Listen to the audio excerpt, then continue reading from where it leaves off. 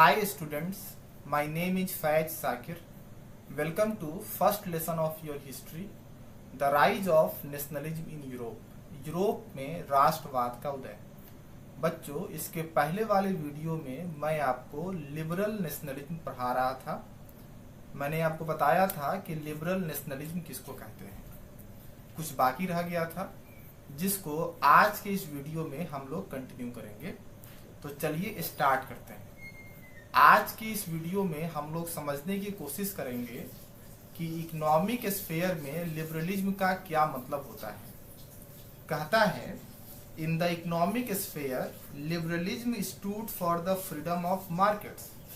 कहता है कि आर्थिक क्षेत्र में लिबरलिज्म का मतलब होता है कि फ्री मार्केट के कॉन्सेप्ट का होना। मतलब कहने का मतलब मार्केट की आज़ादी। जैसे आप देखिएगा कि पुराने ज़माने में यूरोप वगैरह में गुइल्ड रिस्ट्रिक्शन का कॉन्सेप्ट होता था। मतलब एडमिनिस्ट्रेशन जिसको परमिशन देता था वही जो है वह बिजनेस कर सकता था।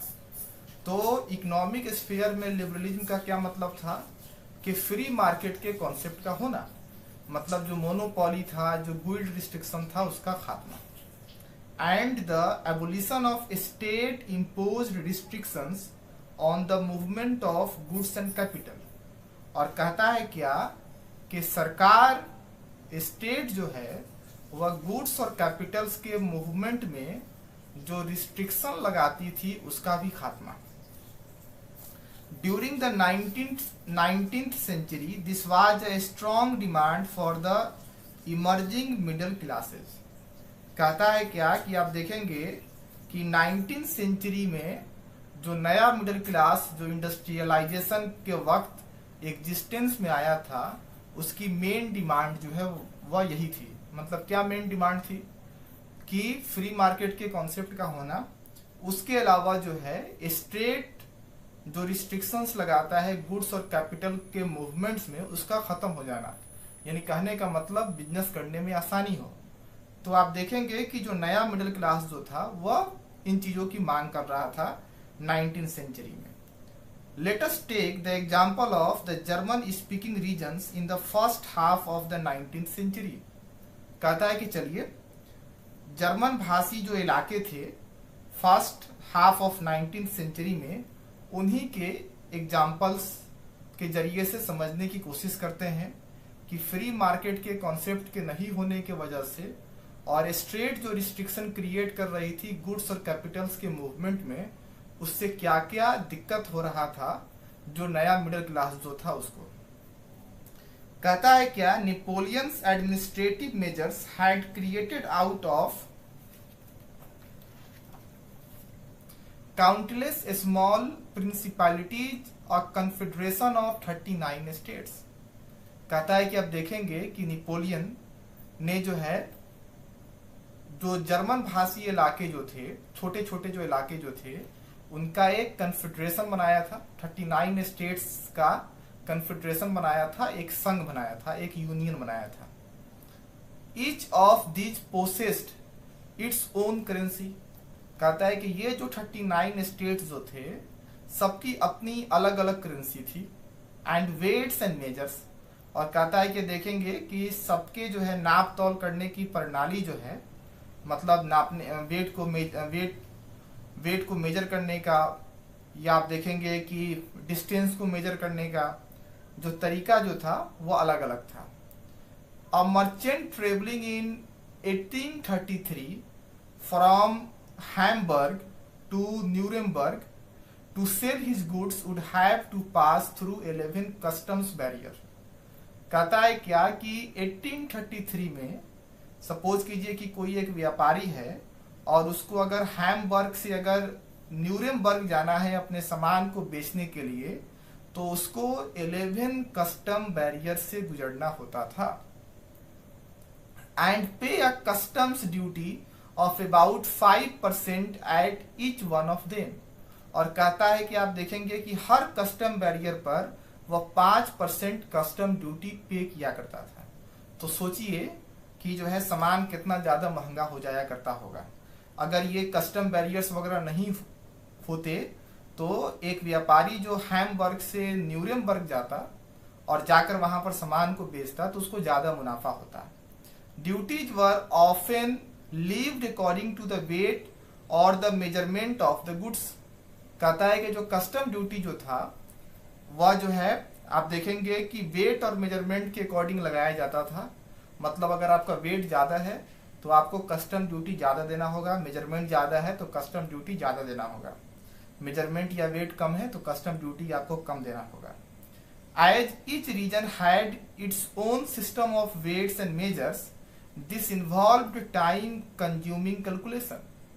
कहता है कि ये जो 39 स्टेट्स का जो कन्फेडरेशन जो था, चूंकि हर स्टेट में वेट्स और मेजरमेंट का सिस्टम अलग अलग था। जैसे मान लीजिए कि यहाँ पर 1 metre is equal to 100 centimetre है, दूसरे जगह 1 metre is equal to 200 centimetre है। तो आप सपोज कीजिए कि यहाँ से अगर आप वहां पर सामान ले जाकर बेचेंगे तो कैलकुलेशन में जो है वो दिक्कत होगी। The measure of cloth for example was the एले। कहता है कि उस जमाने में मतलब ये जो जर्मन भाषी क्षेत्र जो थे वहां पर कपड़ा को मेजर करने का जो यूनिट जो था वह एले था। जैसे हम लोग यहाँ जो क्लॉथ्स को जो आप मेजर करते हैं उसका यूनिट जो है मीटर होता है।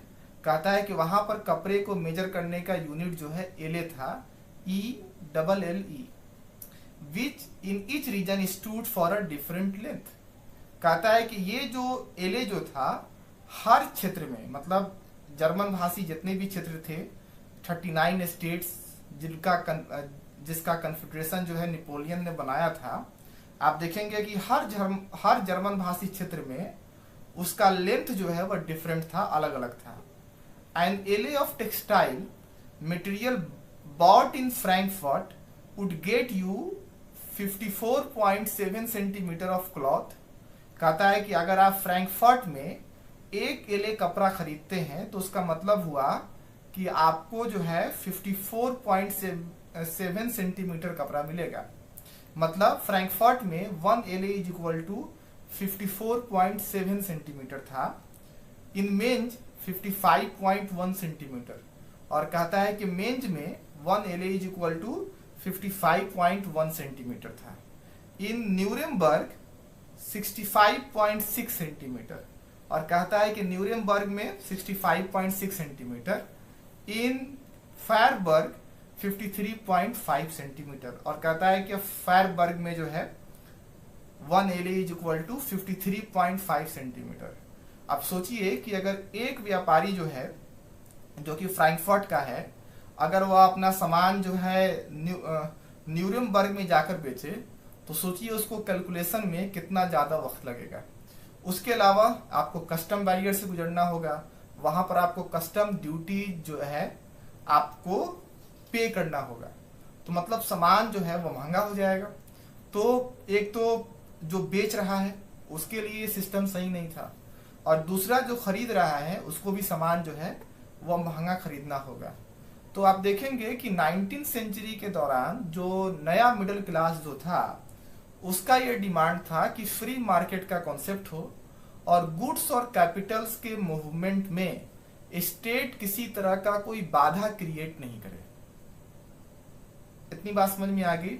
इसी को हम कहते हैं इकोनॉमिक स्फेयर में लिबरलिज्म, यानी कहने का मतलब बिजनेस करने में जो भी दिक्कत हो रही है उसका खात्मा हो जाना इकोनॉमिक स्फेयर में लिबरलिज्म कहलाता है। अब हम थोड़ा सा आगे इसको समझ लेते हैं। आप देखेंगे कि ये जो दिक्कत जो क्रिएट हो रही थी इसको खत्म करने के लिए क्या किया गया। कहता है कि such conditions were viewed as obstacles to economic exchange and growth by the new commercial classes who argued for the creation of a unified economic territory allowing the unhindered movement of goods, people and capital। कहता है कि ये जो obstacles जो थे जिसकी वजह से बिजनेस करने में, इकोनॉमिक एक्सचेंज में और ग्रोथ में जो न्यू कमर्शियल क्लास जो था, आप देखेंगे कि उसको लग रहा था कि इससे जो है ज्यादा दिक्कत हो रही है। तो उनका यह मानना था कि एक जो है यूनिफाइड इकोनॉमिक टेरिटरी हो जहां पर किसी भी तरह का कोई रिस्ट्रिक्शन नहीं हो, किसी भी तरह का कोई जो है वो बाधा उत्पन्न नहीं हो बिजनेस करने में किसी भी तरह का कोई अड़चन नहीं आए। इसके लिए क्या हुआ, कहता है क्या इन 1834 अ कस्टम यूनियन और जोल्वेराइन, इसको जोल्वेराइन पढ़ेंगे, was formed at the initiative of Persia and joined by most of the German states। कहता है कि 1834 में आप देखेंगे कि पर्सिया के प्रयास से एक कस्टम यूनियन बनाया गया जिसका नाम था जोल्वेराइन, और ये जो जितने भी जर्मन भाषी स्टेट्स थे 39, जिसका नेपोलियन ने कन्फेडरेशन बनाया था, एक महासंघ बनाया था, यूनियन बनाया था, इसमें ये तमाम जो है वह शामिल हुए। तो यहां पर आप समझ गए कि 1834 में एक कस्टम यूनियन बनाया गया पर्सिया के इनिशिएटिव से, पर्सिया के प्रयास से, जिसका नाम था जोल्वेराइन। ठीक है, इसमें मैक्सिमम जो जर्मन भाषी स्टेट्स जो थे वह शामिल हुए। The union एबोलिश्ड tariff barriers and reduced the number of currencies from over 30 to 2। कहता है कि ये जो यूनियन जो बना, इसने जो है टैरिफ बैरियर्स को खत्म कर दिया, मतलब बिजनेस में जो भी दिक्कत हो रही थी, आप देखेंगे कि जो कस्टम बैरियर्स वगैरह जो थे उसको खत्म कर दिया। उसके अलावा आप देखेंगे जो 39 जो जर्मन स्पीकिंग रीजन्स जो थे, 39 स्टेट्स जो थे, आप देखेंगे कि हर स्टेट में अपनी करेंसी होती थी, लगभग 30 से ज्यादा करेंसी थे, उसको जो है कम करके 2 कर दिया गया। मतलब अब जो है 39 स्टेट्स में सिर्फ जो है आप देखेंगे कि 2 ही करेंसी थी, मतलब 2 करेंसी का इस्तेमाल कर अब आप बिजनेस कर सकते थे। The creation of a network of railways further stimulated mobility, harnessing economic interest to national unification, a wave of economic nationalism strengthen the wider nationalist sentiments growing at the time। यहां पर कह रहा है, उसके बाद अब देखेंगे कि रेलवे का जो है वह जाल बिछाया गया। ये जो आप देखेंगे कि जो 39 जर्मन स्पीकिंग स्टेट्स थे और प्लस जो है जो दूसरे यूरोपियन कंट्रीज थे, उससे जो है नेशनल यूनिफिकेशन को बहुत ज्यादा मदद मिला। और आप देखेंगे कि उस जमाने में ये जो इकोनॉमिक नेशनलिज्म जो था, उसने जो है नेशनलिस्ट सेंटिमेंट्स, मतलब जो राष्ट्रवाद जो है उसके उदय में एक महत्वपूर्ण भूमिका निभाई। तो उम्मीद है कि आपको इतना समझ में आ गया होगा। एक बार आपको हम फिर से रिपीट कर देते हैं कि इकोनॉमिक स्फीयर में लिबरलिज्म का मतलब होता है बिजनेस करने में जो भी दुश्वारी हो रही है, जो भी परेशानी हो रही है, उसका खत्म हो जाना है। कहता है कि उस जमाने में जो नया मिडिल क्लास जो था, उसके लिए लिबरलिज्म, उसके लिए इकोनॉमिक स्फीयर में लिबरलिज्म का मतलब था फ्री मार्केट के कॉन्सेप्ट का होना, और स्टेट जो रिस्ट्रिक्शन लगाती है गुड्स और कैपिटल्स के मूवमेंट में, उसका खत्म हो जाना। ठीक है, उम्मीद है आपको ये वीडियो इंफॉर्मेटिव लगा होगा, यूजफुल लगा होगा, समझ में आया होगा। वीडियो देखने के लिए बहुत बहुत शुक्रिया। That's all, thank you।